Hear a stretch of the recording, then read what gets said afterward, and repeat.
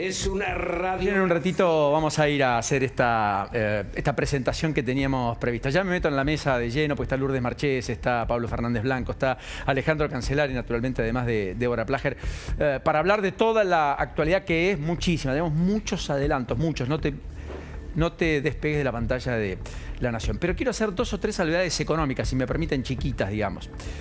Una es, da la impresión que la economía empezó finalmente a encontrar rebotes más importantes, más semáforos verdes que amarillos y dejando atrás los rojos. De todas maneras, no lineal, de todas formas, no homogéneo. En cualquiera de los casos, los datos que estamos recibiendo todavía de la vieja economía, porque estamos a mitad de octubre y los que llegan son los de agosto, respecto al empleo en particular, no son todo lo dramático que podrían haber sido, según una primera lectura, pero sí están escondiendo situaciones que son complejas, al igual que los datos de comercio exterior. En términos de empleos, miren, en el último año se perdieron 147.000 empleos registrados, pero se crearon 132.000 informales, básicamente la mayoría monotributistas, cuentapropistas, que la pelean, que no tienen garantizado la sostenibilidad, salvo la coyuntura. Es un dato. Segundo dato, hoy se conoció la cifra de desempleo en la Ciudad de Buenos Aires. Aumentó del 6,8, segundo trimestre del 2024 respecto al segundo trimestre 2023, saltó del 6,8 al 7,3. Hoy tenemos en la Ciudad de Buenos Aires 246.500 porteños, 246.500 habitantes de la Ciudad de Buenos Aires, 14,5% de la población económicamente activa, que efectivamente desearía trabajar más o no tiene empleo. Porque hay un 7,2, además del 7,3 de desempleados, 7,2 que pese a que trabaja, desearía trabajar más porque no le alcanza. De ese porcentual, de esos 246.000, 55% además tiene el secundario completo. Quiere decir que no hay un problema en la formación, más estudios universitarios inconclusos, pero que en muchos casos más de la mitad de ese 55% además los empezó. Con lo cual definitivamente empieza a haber un problema en la sostenibilidad del empleo en la Argentina y por eso aparece la preocupación. Baja fuerte inflación, algunos dicen que perfora el piso del 3% incluso en octubre, lo que parecía casi imposible hace 2 meses, en un mundo que está sin inflación, vale la pena decir de todas maneras, pero es un dato muy favorable para el gobierno, pero empieza a crecer esta preocupación y por lo tanto la narrativa que tendrá que construir el gobierno va a tener que ir en un sentido diferente, por lo pronto al que ha sido exitoso hasta acá, donde la sociedad acompañó el esfuerzo y acompañó, respaldó el sacrificio del ajuste. El segundo dato ya no es con el empleo, es con la balanza comercial. Y ahí encontramos superávit, Argentina le vende más al mundo de lo que compra, un superávit muy importante en los primeros 9 meses del año de efectivamente más de 15.000 millones de dólares. Eso es una torta de plata.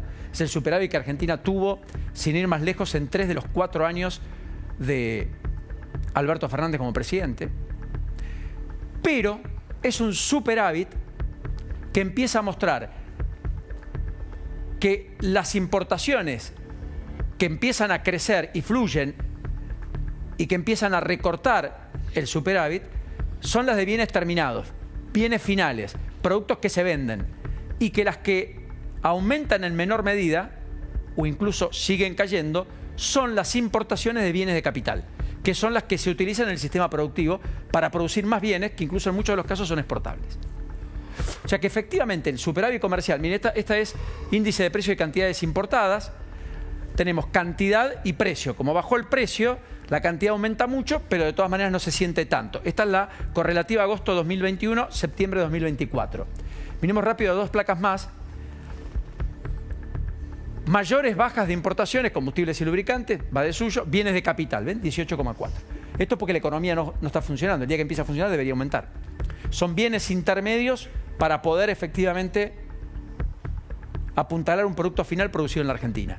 Y miremos dos placas más. Índice de precio y cantidades exportadas. También baja el precio de nuestros productos exportables, los agropecuarios, pero aumenta la cantidad porque estamos comparando contra la cosecha muy magra 2023. ¿Ven la diferencia? 2023, que estuvo muy por debajo del promedio histórico y ahora está por arriba del promedio histórico. Caen los precios, suben las cantidades. de manera errática de todas maneras. Y la última placa, que es importante. Las exportaciones ya acumularon 59.000 millones. Va a exportar la economía más de 75.000 millones. Dice Arriazu, por caso, que es uno de los que sostiene que el año próximo va a haber un superávit solo en materia energética de 13.000 millones de dólares. Este año serán más de 5.000. Que Argentina va a tener exportaciones, si el campo tiene una buena cosecha, cercana a los 100.000 millones. Ese colchón es el que con refuerzo electoral, eventualmente y en el peor de los casos, si el cepo no se levanta antes, deseo de la mayoría, es lo que permitiría levantar el cepo tras las elecciones del año próximo. ¿Cuánto crecieron las exportaciones de productos primarios? El 10%. Esto es la falta de ponerle valor agregado. Se ha mejorado y mucho, pero todavía lo que está fluyendo en buena medida son los productos primarios. Bueno, ahora sí, buenas noches a todos. Débora ya está formalmente presentada. Hoy Cancelare nos trae noticias, títulos de todo tipo, calibre y color, y ni te cuento los de Pablo Fernández Blanco. Uf.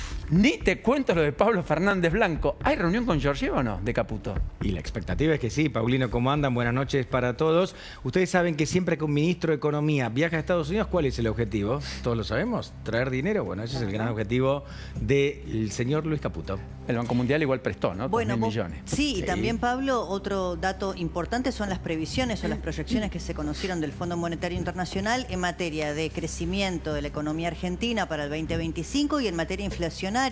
Por lo menos en materia inflacionaria parece más alta que la que el propio gobierno estima, ¿no?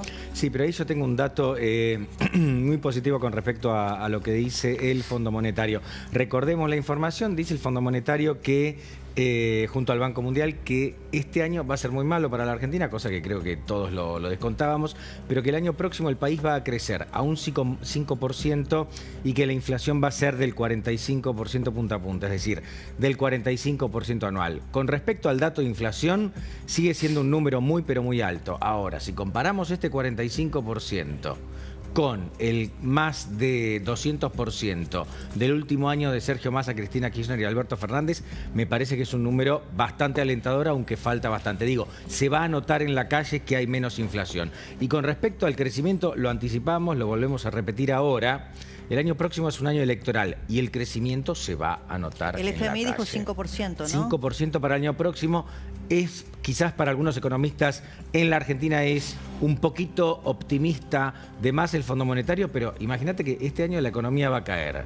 La economía viene sin crecer de forma consistente desde 2011, salvo el periodo post-pandemia, que bueno, fue muy particular. Si el año próximo crece 5%, estamos hablando de otra cosa y justo coincide con las elecciones. Bueno, la idea de los años impares electorales con la economía en alza y los pares con la economía sí, pero acá, en caída, ¿no? 2014, claro. 2016, 2018. Exacto, pero es muy bueno lo que decís, Paulino. Ahora, acá hay una gran particularidad. Se supone que la economía tiende a crecer en los años que hay elecciones porque el gobierno, usando el Estado, pone más plata para impulsar la economía. Claro. Básicamente ahora, desde el consumo. Claro, pero ahora estamos en el medio de un gobierno que hace campaña, hace proselitismo con la idea de ajustar. Sí. Eso es una rareza. Bueno, hay que ver si no desempolva la billetera y no la abre y no vuelve la obra pública y no negocia algún presupuesto. Yo creo que no la va a desempolvar, sí que va a moderar el ritmo de la Bueno, hay algo también que opera en lo electoral, cuando hablamos de lo económico, que es una de las herramientas del gobierno, además de la baja de la inflación, que es el control del dólar, ¿no? Que para el argentino opera, ¿no?, en lo que es la estabilidad del bolsillo a la hora de ir a votar. Hablando de elecciones, te quería dar un dato respecto a la entrevista que recién hicimos con Mauricio Macri, porque si bien yo decía el tono realmente fue muy componedor, ¿no?, con el gobierno de Milei, le preguntamos respecto de ir juntos o separados en el 2025 y dejó la puerta más abierta que nunca a una confluencia electoral con la Libertad Avanza del PRO. Y dijo, argumentó que se lo dice la gente por la calle, que el votante del PRO le dice gracias por apoyar al gobierno y que tienen que ir juntos. Ahora, la pregunta es si Karina Milei no va a querer, con el argumento de quedarse con los 3 senadores de la capital, ir a una disputa cuerpo a cuerpo en el territorio propio.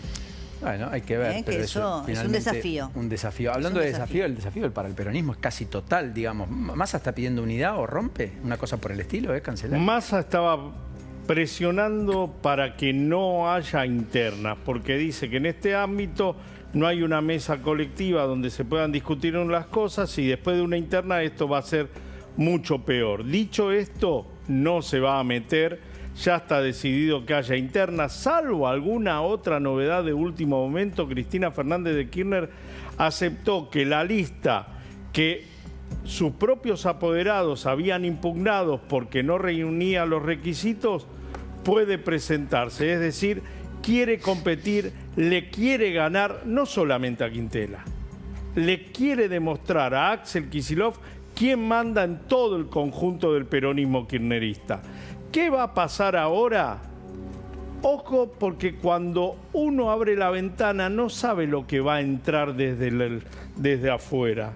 Cristina operó en ese operativo Clamor que vos muy bien marcaste y que fue mínimo, sí, casi imperceptible. Y ahora dice, yo quiero competir. Carlos Menem le gana a Antonio Cafiero con los votos de La Rioja. Ahí ganaron 1000-0. Va a pasar lo mismo ahora. Les garantizo, Cristina va a poner muy pocos votos en todo el NOA. Entonces ya Quintela va a venir con un 30% desde afuera. Más algún... O sea, ¿vos crees que la balanza no está inclinada? No, que es muy pareja, va a ganar que es una Cristina, va a ganar Cristina, pero no va a ganar con este 10-0 que quería representar, que quería marcar. Bueno, de todas maneras, si vos mirás la lista de Quintela, está... tenemos la lista, pudimos poner las fotos, porque está desde Cacho Álvarez, ex intendente de Avellaneda, que en realidad es básicamente Ferraresi, está Pato Galmarini, por supuesto más pasado que presente, a Yelén Massina, poca cosa en San Luis, pero bueno, está Alberto Rodríguez A como vice primero, Santiago Cafiero, qué sé yo, si suma, Victoria Tolosa Paz, Alberto Pérez, el hombre de Scioli, es muy curioso, ¿no? Solo como algunos de los que están dentro de la estructura de Quintela, que oficializó finalmente la lista hoy, hasta donde sé, más allá de las trapisondas y demás. Efectivamente, todavía presentó la lista, están observándola, pero va a ser aprobada porque así lo define la Junta Electoral que domina el kirchnerismo. ¿Y los recursos, perdón, el dinero, las urnas, todo eso aparece? Dice el peronismo que tiene guardado plata como para hacer frente a toda la elección. Igual las urnas las provee el gobierno. Las urnas las provee el gobierno. Lo que sí necesita aportar el peronismo es toda la logística para el día de la elección. Correcto. ¿Y la elección sería el 17 de noviembre? El 17 de noviembre. ¿Vos crees que se pospone? Porque va a haber planteos múltiples al respecto, supongo. A ver, ya lanzado, ya aprobadas las listas, hay poca chance. O sea, terminemos cuanto antes, va a decir no alguna. Pueden estirar esta agonía hasta el año que viene. De todas maneras, exactamente, de todas maneras es un muy mal negocio para el peronismo en general. Me parece que es muy mal negocio, en particular para Cristina Fernández. Bueno, eso ni hablar, pero si empiezan a sacarse los trapitos al sol en un momento de debilidad tan importante como esta, porque está claro que el peronismo está en una etapa de importante debilidad, me parece que va a ser peor. Tiene que revisar todos los días, perdóname Pablo, cómo trabaja su gabinete, cómo le aprueban las leyes. Recordemos que él tiene poquísimos diputados provinciales y senadores provinciales propios. La mayoría se las aporta la Cámpora y el Frente Renovador. Entonces, todo esto también, fíjense, Kicillof tiene dos modelos sobre los cuales debe escapar. Modelo Scioli gobernador, del cual él también participó en la asfixia financiera porque era el ministro de Economía de Cristina. Y modelo Alberto Fernández. En los dos lugares el kirchnerismo demostró que cuando te quiere rayar, te quiere conmover, te quiere asfixiar, lo hace. Perdóname, dando un gran salto mortal, y no tengo ningún problema en hacerlo, él mismo es ejemplo de esto, porque él también tiene que gestionar a los que le patean en contra dentro de la propia gobernación, que son los que responden a la Cámpora. Por eso quiere que haya elecciones el 17 de noviembre. Para terminar el capítulo y pasar a otro tema. Exactamente.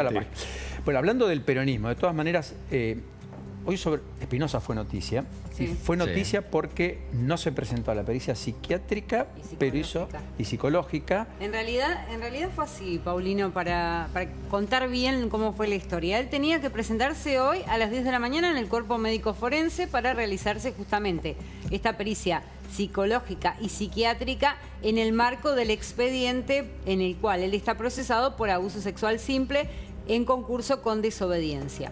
¿Qué es lo que pasó? Media hora antes de la presentación, él avisa que estaba en un acto partidario y que cuando terminara el acto partidario se iba a acercar al cuerpo médico forense, que probablemente eso iba a ocurrir a las 12 del mediodía. Bueno, obviamente pasó el tiempo, a las 12 del mediodía no se presentó. La querella lo primero que pide, que ya estaba muy enojada porque les habían bajado el perito de parte que había propuesto la querella, diciendo que era un psicólogo y no era un psiquiatra, por lo tanto no podía participar. Esto lo decide Mónica Cuñarro, que es la fiscal de la investigación. Y en ese contexto dicen, bueno, que se suspenda la pericia porque nosotros no tenemos cómo controlar la prueba. Si no me dejas tener a mi perito y me lo decís media hora antes. Claro, ¿por qué se lo dijo media hora antes y no hace 7, 8 días cuando propusieron su nombre? Exactamente. O sea, ¿la fiscal para quién trabaja? ¿Es fiscal o es abogada defensora de Espinosa? Y bueno, eso es lo que no sabemos. Pero me suena mucho Mónica Cuñarro. Sí. ¿Tuvo Claro, ¿cómo cargos te va a en el sonar? kirchnerismo? Sí. Bueno, decían que era de justicia legítima. Desde el entorno de Espinosa creían que la causa fue armada e instigada por el kirchnerismo, por esto está fiscal. Así que está contrabalanceado. Esta fiscal acaba de hacer bueno, todo lo que se supone va contra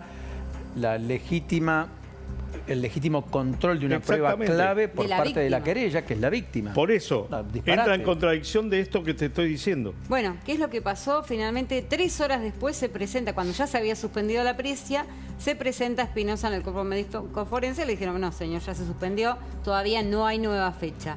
En ese contexto, él ya había solicitado una autorización para viajar al exterior por parte de la justicia, porque dice que tiene que disertar en un congreso en Barcelona entre el 31 de octubre y el 7 de noviembre próximo. Por lo tanto, pedía autorización para salir el día 29 de octubre y regresar el día 9 de noviembre, diciendo que una vez que arribara al país, él iba a dar fe que ya había llegado. Y No, la no pregunta se es, sabe si se lo van a otorgar. Todavía no se sabe. La querella lo que está pidiendo es que le prohíban la salida del país por todas estas actitudes que está teniendo Además, con la papelón. causa. Es un papelón lo de Cuñarro, es un papelón. Cristina planteó, acá hay que volar los jueces. Mal modo, lo que ya conocimos. Milei tiene un poco de todo eso, ¿no? Al final del camino, diciendo acá que muchos gobernadores lo piden. Hay una avanzada, bueno, Puyaro está peleando con el Superior Tribunal de Justicia en la provincia de Santa Fe. Yo creo que hay que correr el velo sobre la justicia y los jueces, porque esta fiscal no hace honor al cargo, no puede tener la actitud que ha tenido. No conozco otra cosa, pero si está... Pero pasó muy por arriba, loco. Cuando el viernes hablamos Por eso, y vos yo te estás adelantaba contando esto, algo, por eso vos estás contando algo que el viernes anticipaste por arriba, pero que a mí me sorprende mucho, porque vos imaginate, porque acá lo que muere es la idea de justicia y es la idea de hacerlo en tiempo y forma. Pero sobre todo un fiscal. A ver, ¿cuál es Exacto. el rol del fiscal? No es el abogado defensor de una de las partes. Entonces, acá Melody Racauskas, que es la víctima, la denunciante, hoy justamente la entrevistamos también, viene denunciando desde hace mucho tiempo a la misma fiscal Mónica Cuñarro por estas actitudes. El perito que presentaron, el psicólogo, lo presentaron hace aproximadamente una semana, se lo impugnó hoy 5 minutos antes. Y a mí, ¿sabes qué me llamó la atención también? Espinosa, en el proceso judicial, digamos, a mí lo que más me impactó es que no se presente una pericia. Si vos sos inocente... hace 3 años que no se presenta una pericia. Si vos sos inocente, lo primero que hace, sobre todo teniendo en cuenta que había peritos de parte de él, es decir, sométanme a cualquier pericia. Yo no cometí esta aberración, que es un abuso sexual simple. Es que esta era la primera vez que él aceptaba someterse a una pericia. ¿Qué es lo que pasó? Si cambió, si no quiso ir porque estaban los medios de comunicación frente al cuerpo médico forense, no lo sabemos. Pero lo cierto es que hoy no se presentó, o sea, lo hizo 3 horas después de la hora pactada. Pero otra de las cuestiones por la cual yo decía lo de Mónica Cuñarro, porque la semana pasada, cuando recordaba que Espinosa recusó al juez de la investigación, Sí. en el mismo día que Espinosa presenta una queja contra la denegatoria justamente de la apelación, la fiscal Mónica Cuñarro hace lo mismo, o sea que está jugando en tándem con Espinosa. Por eso te digo, Es yo la lo conté fiscal. el viernes, pasó desapercibido, pero hoy ya estás viendo. Como siempre, un Todas las paso adelante, actitudes. Lourdes. Definitivamente. Gran Una información. pastillita. ¿Cómo se Sí, llama el el congreso al que quiere asistir Espinosa. Smart City, algo así. Sí, de las ciudades inteligentes. Claro, municipios y ciudades inteligentes. Ni cloaca tiene, señor. Lo Por más favor. grave en este aspecto es que Espinosa cree que tiene una persecución política en su contra y que esto es una causa armada. Sí, eso dice Por lo él. que explica Lourdes, está todo armado para que zafe. Exactamente, desde sectores y usinas vinculadas al kirchnerismo, pese a que está rota la relación entre él y Cristina Efectivamente. Fernández de Kirchner. Es una causa armada, pero él a la propia Melody, cuando la contrata en el municipio de La Matanza, la obliga a poner su nombre de fantasía, María Micucci. Le paga en negro. Sí, sí. A ver, Entendemos. no entiendo qué es lo armado. No me quiero salir del tema Espinosa, aunque sea rápido, pero hoy hubo una polémica en Mercado Libre, no menor, Claro. y por el propio titular de Mercado Libre, Marcos Galperín, que eventualmente involucra, directamente involucra a Espinosa. Sí, es una historia que tiene muchísimos, pero muchísimos condimentos, Paulino. Decíamos, hoy Espinosa fue noticia por dos frentes. Uno es el judicial, otro, si querés, el político empresario. Resulta que este señor, el de la derecha, Marcos Galperín, su empresa, Mercado Libre, está haciendo una inversión gigantesca, pero gigantesca, en La Matanza para crear un nuevo centro de almacenamiento. Esto le permitiría, para tomar dimensión, le permitiría a Mercado Libre pasar de poder manejar 200.000 paquetes diarios a 400.000, es decir, duplicar la capacidad de manejo de paquetes diarios por parte de esta empresa, que por otra parte es la empresa más grande de Latinoamérica. Hoy nos sorprendió la noticia porque a Mercado Libre le clausuraron este centro de almacenamiento que está en construcción. Y acá quiero poner los argumentos, como siempre, de un lado y del otro. Resulta que el municipio, La Matanza, dice que Mercado Libre no contaba con las autorizaciones necesarias. Pero otra parte, otras voces dicen esto.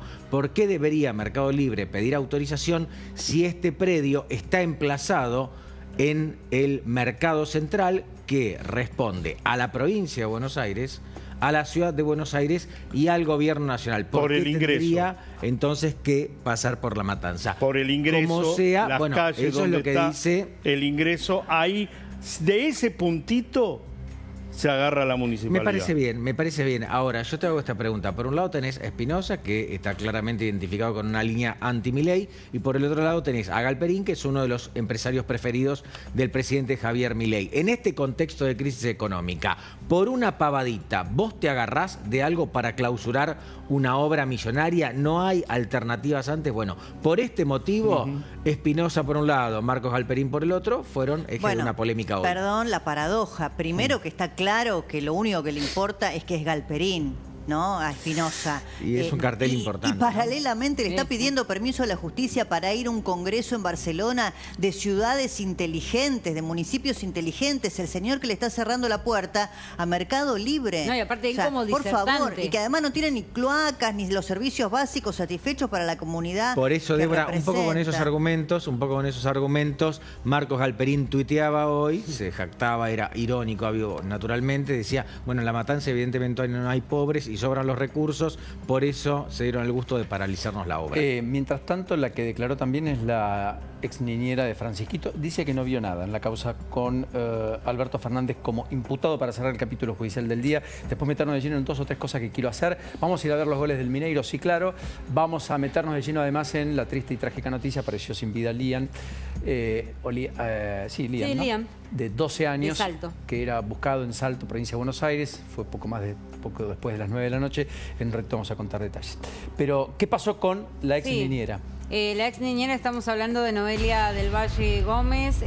Fue muy breve la declaración, estuvo 1 hora 37 minutos dentro de la Fiscalía de Ramiro González, y en ese contexto ella se refirió, bueno, a cuándo comenzó a trabajar. Creo que tenemos alguna plaquita rápidamente para pasar y mostrar. Dice, sí, vi alguna que otra discusión típica de pareja. Violencia nunca vi. Desconozco cómo terminaban esas discusiones de pareja. Yo estaba en el dormitorio de Francisco. Sigue otra plaquita. Dice, presencié una vez una discusión telefónica entre ellos, pero no escuché qué decían. Esto fue antes de mi renuncia. Fabiola me llamó cuando Francisco estaba conmigo en el chalet para que lo lleve a huéspedes. Fue el 30 de agosto de 2023, aproximadamente a las 23:30. Y ella, digamos, da cuenta acá que Fabiola la hizo echar. Y después, finalmente, hay una parte que es muy graciosa porque le preguntan justamente por el episodio le muestran una grabación de la pelea entre Alberto y Fabiola. Y ella dice, yo no soy perito, pero creo que lo hicieron con inteligencia artificial. Le preguntaron si reconocía la voz de Alberto. Dice, para mí esto está hecho con inteligencia artificial. ¿Qué tal? Mirá Así vos. que bueno, Noelia del Valle se convirtió en perito y por otra parte dijo que Fabiola Yáñez la había visto en varias oportunidades alcoholizada, que en un momento la tuvo que acompañar al dormitorio. Ahí dice, en un estado que Esta es casi la que se estaba en el desvanecía. sobre cerrado famoso que Alberto... Una de esas, Claro, son las testigos de Alberto, por decirlo Exactamente, así. esta es la única testigo que la justicia aceptó. ¿Por qué? Porque ella no fue empleada de presidencia. Ella Claro. fue contratada por Alberto Fernández para trabajar en la Quinta de Olivos como niñera de Francisquito, pero por un breve periodo de tiempo, pero no era empleada de gobierno.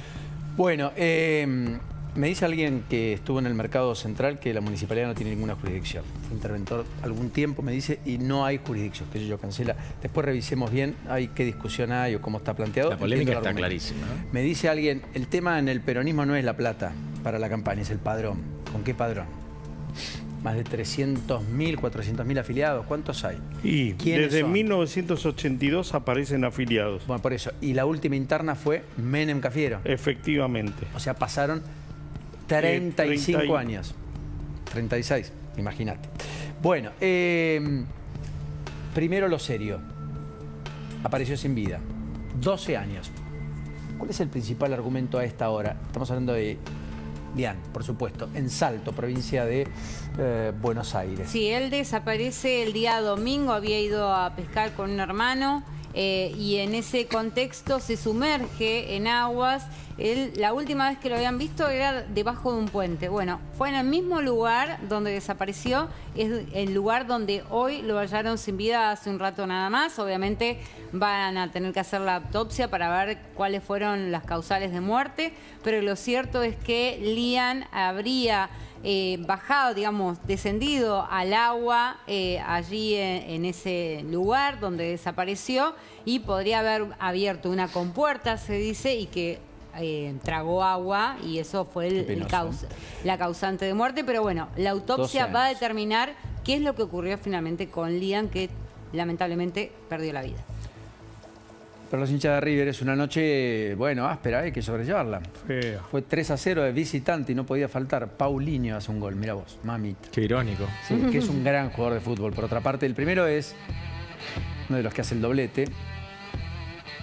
Fue intratable, creo que el mejor de todos. Daverson.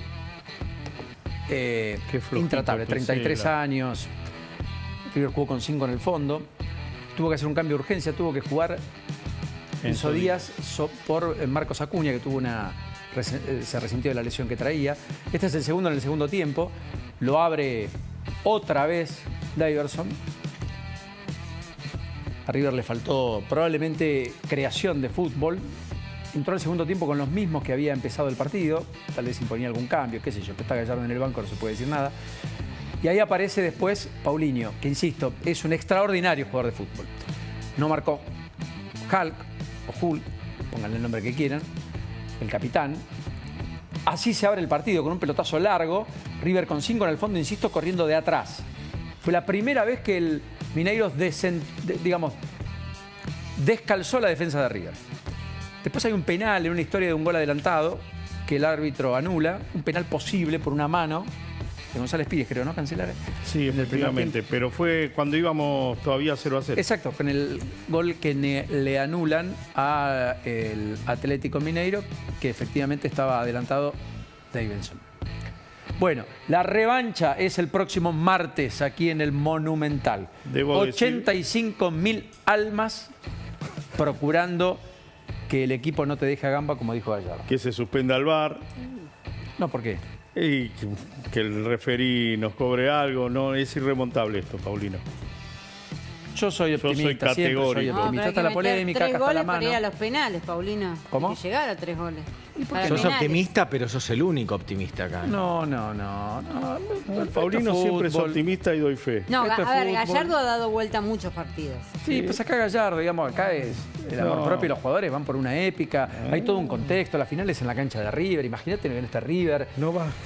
Ya está, la verdad, ya está, Cruzeiro no es un nos 1-0, tiene recontra Paulino. hijos. Es 3-0. Los brasileros van generando. Uy, cancela, está, pero tremendo. Saquemos el fútbol, no leemos más de fútbol, ok. Para que te acerque un pañuelo, Cancelario. Sí, acercarle un pañuelo. Está peor que yo, Cancelario. Creo que lo está llevando peor que yo al tema. No, sí. Bueno, quiero sí mostrar algunas imágenes con Lourdes y demás, porque están pasando cosas en la diaria que tal vez en la vorágine nos lo perdemos. Lo de González Catán querés mostrar. González Catán, entre otras cosas, pero... Sí, porque hubo hace un ratito otro también apuñalado por un problema de tránsito, Paulina. que fue en medio de una discusión, Sí, ¿en dónde? ¿En qué también, lugar? cerca de La Plata, creo que fue. ¿En Los Hornos? Sí. En Los Hornos. En medio de una discusión de tránsito alguien apuñaló a otra persona y finalmente está en un estado delicado. No sé si tenemos las imágenes porque estaban circulando muy fuerte. Está muy fuerte la imagen en Salta de alguien que se cansó de los robos y ató a 2 ladrones que habían robado en su negocio. La justicia no hace nada, los desnudó y los fajaban, los propios vecinos. Está la discusión incluso que ocurrió en padre e hijo en 5 Saltos, en medio de una conflictiva dinámica familiar. Los dos tienen perimetrales extendidas, qué sé yo, pero la verdad es que la situación es bastante compleja, todos con amenaza de muerte. Está lo que ha pasado incluso en Rosario, donde otra vez balearon a un adolescente en medio de un ataque de una venganza a propósito de cuestiones, se supone, sentimentales. Una piba de 15 años terminó baleada. Fueron a dispararle al supuesto amante y no estaba el amante y estaba la hermana, y la hermana de 15 años terminó siendo baleada en el norte de Rosario a las 5 de la madrugada. Imagínense, golpearon la puerta, golpearon la ventana, acá vive tal, sí, cuando se dieron... Bueno. Pero además, en La Matanza, ¿qué pasó? En La Matanza, en González Catán, partido de La Matanza, lo que ocurrió es algo contrario a lo que solemos contar siempre. Hablamos de hechos de violencia de género de hombres hacia mujeres. En este caso fue lo contrario, Paulino. Una mujer, la pareja de este hombre de 22 años que termina perdiendo la vida apuñalado por esta mujer, estamos hablando de Natacha Palavecino, de 31 años, que ya tenía antecedentes justamente de violencia. Ella tuvo una condena por tentativa de homicidio. Mamita. Y en el caso de esta pareja, ellos tenían una relación muy tóxica. La madre ha hablado y ha dicho que él estaba muy enamorado de ella y que ya había tenido una pelea. En el mes de agosto él había sido apuñalado también por la espalda por esta mujer. Por Dios. En ese momento no la quiso denunciar, pero sí pidió una perimetral, le dieron una perimetral. Aparentemente vence la perimetral y ellos vuelven a tener una relación porque él quería formar una pareja. De hecho, ella no solamente lo termina apuñalando y matando, como estamos viendo en esta imagen en plena madrugada, porque justamente él saludó a una mujer de la calle, a Ludmila Corbalán, también de 22 años. Le agarró un ataque de celos y en ese contexto inicia esta discusión y lo termina apuñalando y matando. Pensemos esto al revés. Una relación tóxica, un hombre apuñala a una mujer, femicidio, cadena perpetua. ¿Qué pasa con una mujer? 31 años, con un joven, por los mismos motivos, por las mismas formas, por la misma manera, todo igual, y hace lo mismo. Con la misma, el método, porque toma a la otra persona como una cosa, con un antecedente, con un apuñalamiento previo, y uno dice, pero ¿y por qué volvió? No se te ocurriría hacer esa pregunta cuando se trata de una mujer, porque es una víctima. Acá tampoco, porque es un hombre, tampoco se lo... Puede ser 2 hombres, pueden ser 2 mujeres, digamos. Paulino, lo ataba y lo hacía dormir en la puerta de la casa, ¿Lo ataba? a la intemperie. Bueno. Lo ataba como un perro al novio. Uno entiende que esta cosa es absolutamente extraordinaria. Por cierto, lo es, no es usual, no es...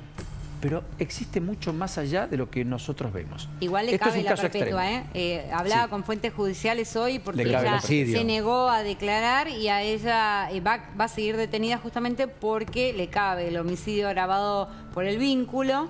Entonces la pena en expectativa es la de perpetua. Bueno, y antes de la despedida, solo como apostilla, ¿se acuerdan la jueza que había besado a un preso? ¿Se acuerdan? Sí, claro. fue sobreseída. Jueza en la Patagonia que besó a un preso. Ganó el amor. Es que no hay Te delito. descoloqué, ¿no? No hay delito. ¿Vos te imaginás un hombre besando a una presa? Abuso de autoridad. Un juez. ¿Un juez a una mujer? No había pruebas suficientes, según el juez, no había pruebas suficientes para poder procesar a esta jueza, por eso la terminan sobreseyendo. Mamita, bueno, nos vamos, punto final. Perdón, en el Vamos, caso, obvio. Una conducta en el caso de un varón, irreprochable.